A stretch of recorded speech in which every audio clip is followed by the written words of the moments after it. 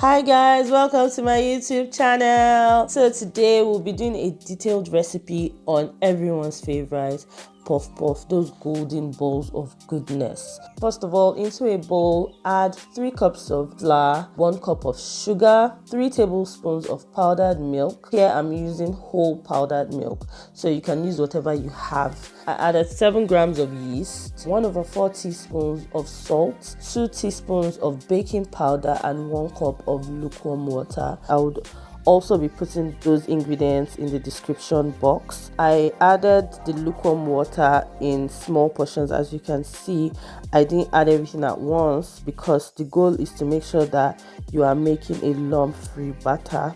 And once I'd added that, as you can see, I first of all stirred in circular motions, and then I proceeded to mix it in like a digging motion. So imagine you're digging the ground. Yes, so that's how I proceeded to do my mix. I mixed this for about 2 minutes, and then as you can see, I scooped it in my hands before scraping the excess off into the bowl. And also mixing it in that motion helps to incorporate air that will help in the fermentation process.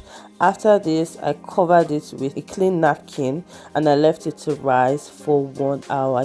Please don't be tempted to open your mix before time, because if you keep opening it, you're going to make the mixture to fall, and that way you wouldn't get those perfect round balls of goodness that you're aiming for. Once it is well risen, I deflated the air. As you can see here, I'm going to let out some of the air. Heat up some oil in a pan, in a pot, in a wok. I'm using a wok here. You would want to use something deep, and then I scooped some portion of the batter, put that in the oil to test that the oil is hot enough. If it is hot enough, that small portion of batter is going to bounce once you put it into the oil, and that's what we're aiming for.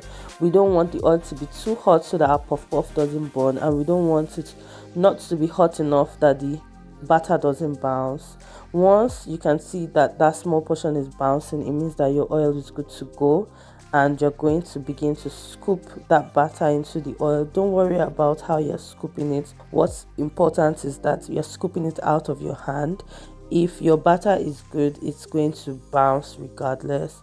Once this is golden brown, you scoop it out of the oil, and there you have it. You've just made yourself a yummy, fluffy ball of goodness, and that's your puff puff.